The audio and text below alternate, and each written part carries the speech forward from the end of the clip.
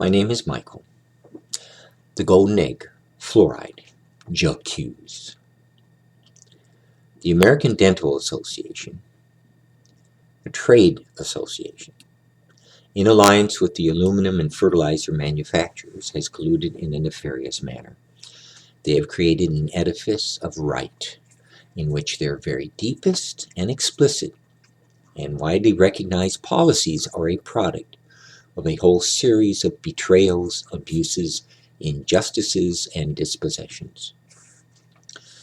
The American Dental Association has created a fortress that fluoridation is beneficial to teeth. They have ignored fluoridation's harm to teeth, ignored its harm to bones, its harm to glands such as the pineal and thyroid gland.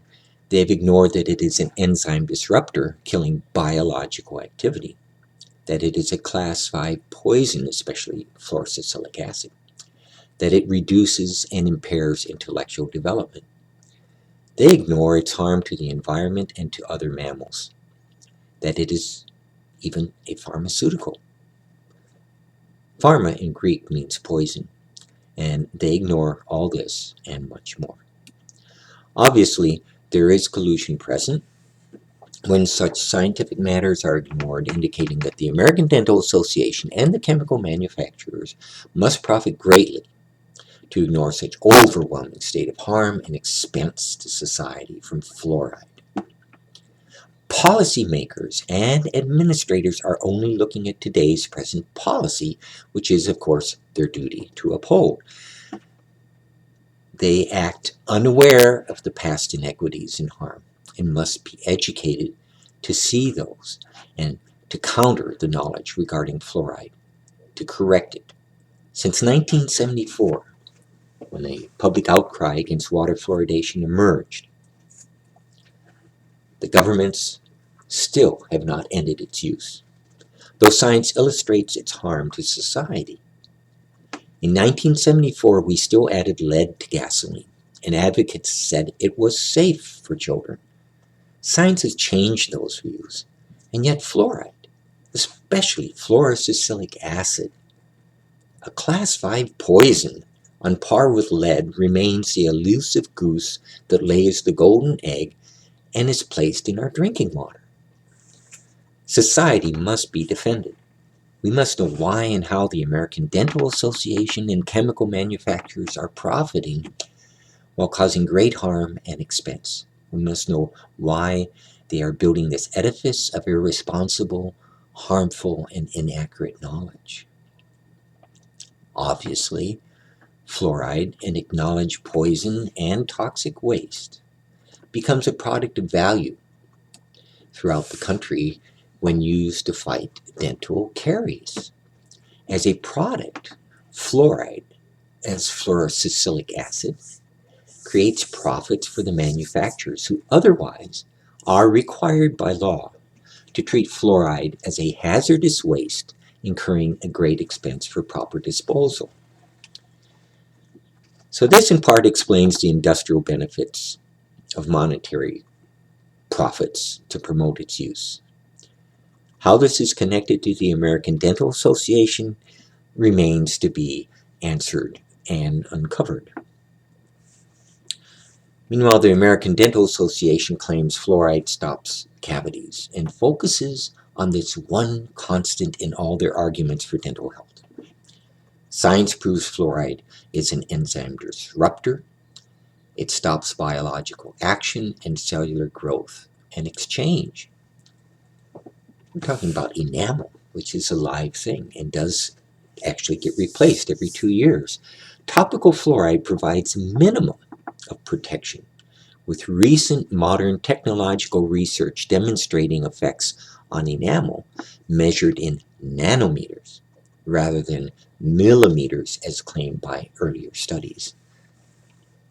Fluoride makes the enamel more brittle and flakes off easily, which can over time subject the tooth to premature thinness, weakness, and cracking in daily use. This requires highly expensive dental restoration with crowns, root canals, and implants. This is significantly more expensive than a dental filling.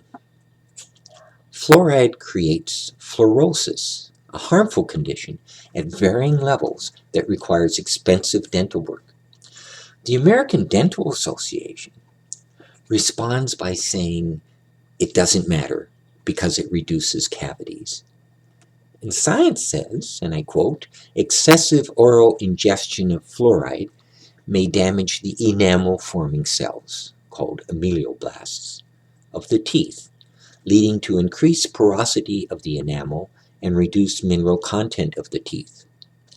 Known as dental fluorosis and characterized by white spots or yellow-brown staining and loss of enamel. End of quote. What the American Dental Association really purported is fluoride for its benefits to create lucrative dental business and universal dental clients through the biological harm fluoride produces. Meanwhile, not one word about the nutrients that create good dental health. Instead, the American Dental Association wants you to get fluoride treatments, drink fluoridated water, brush with fluoridated toothpaste, which incidentally is an illegally labeled drug without dosage information or accurate dispensing, but at least proper labeling saying how dangerous it is. They want you to also varnish with fluoridation and even take fluoride pills, all to stop tooth decay.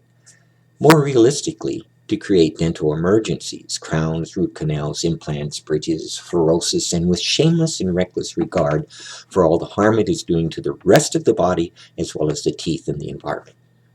Such negligence. This explains the benefits the American Dental Association, the trade association, is seeking for its members as a trade association. Long-term, constant, and guaranteed expensive dental work providing high profits over time for its membership.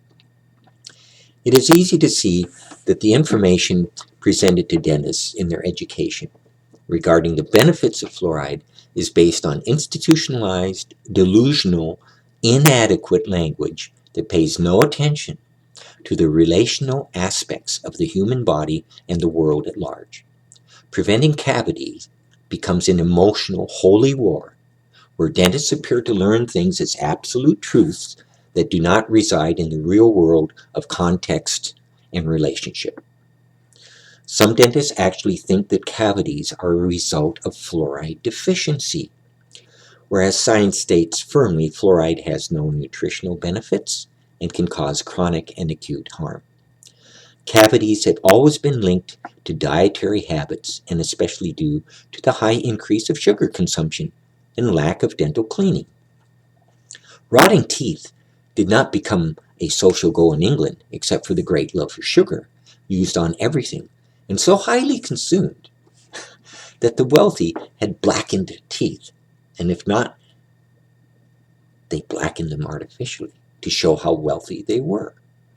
In the United States, sugar consumption averages 126 pounds per person.